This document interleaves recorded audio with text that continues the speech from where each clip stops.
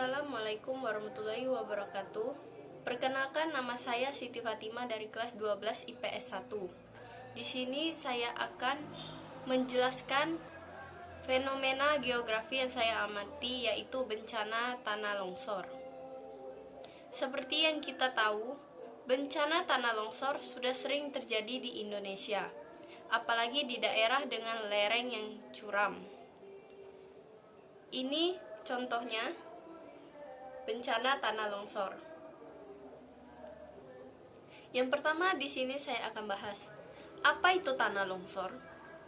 Longsor atau sering disebut gerakan tanah adalah suatu peristiwa geologi yang terjadi karena pergerakan massa batuan atau tanah dengan berbagai tipe dan jenis seperti jatuhnya bebatuan atau gumpalan besar.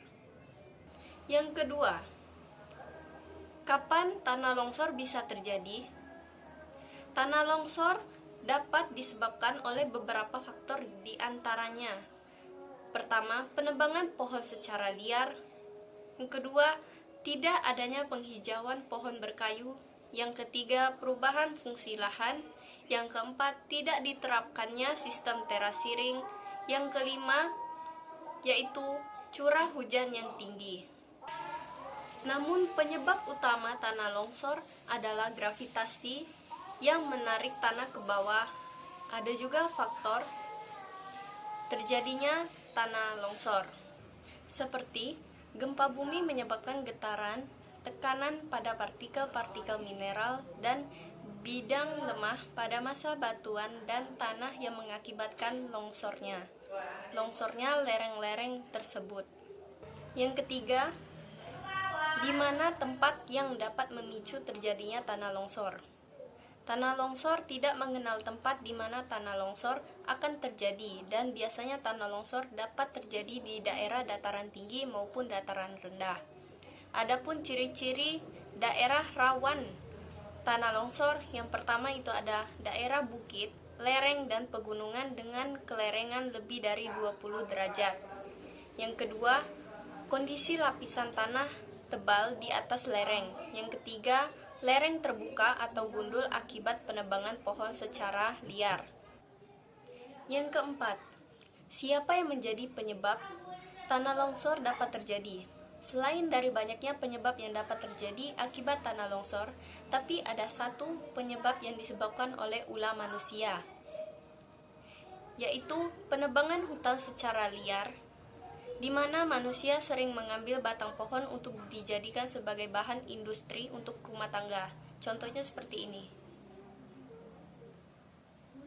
Yang kelima, mengapa tanah longsor sangat berbahaya bagi kehidupan manusia? Bencana tanah longsor ini sangat merugikan bagi manusia, baik dari segi korban jiwa ataupun kerusakan harta benda, karena sering terjadi secara tiba-tiba dan tidak dapat diprediksi. Bencana ini dapat mengakibatkan rumah-rumah hancur, timbulnya korban jiwa, rusaknya infrastruktur, dan rusaknya sumber mata pencarian warga setempat, dan lain-lain. Yang keenam, bagaimana cara mencegah terjadinya bencana tanah longsor? Cara mencegah agar terhindar dari bencana tanah longsor yaitu: yang pertama, menghindari pembangunan pemukiman di daerah di bawah lereng yang rawan terjadi tanah longsor. Yang kedua, mengurangi tingkat keterjangan lereng dengan pengolahan lahan terasiring di kawasan lereng. Yang ketiga, menjaga drainase lereng yang baik untuk menghindarkan air mengalir dari dalam lereng keluar lereng.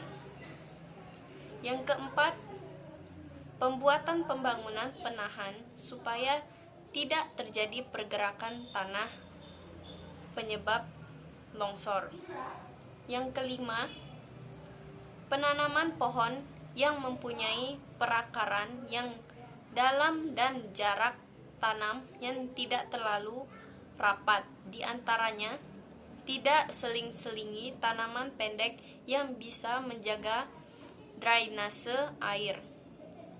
Yang keenam, relokasi daerah rawan longsor meskipun butuh dana besar. Meskipun butuh dana besar, ini adalah upaya penting yang harus dilakukan pemerintahan ketika ancaman bencana bisa merenggut nyawa dan kerugian yang besar. Yang ketujuh, warning system atau teknologi peringatan bencana longsor.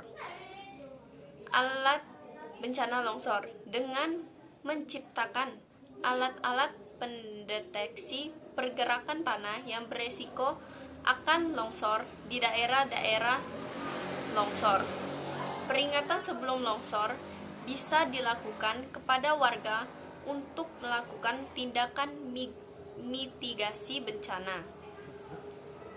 Itulah yang dapat saya sampaikan mengenai fenomena geografi yaitu tanah longsor. Cukup sekian dari saya. Terima kasih.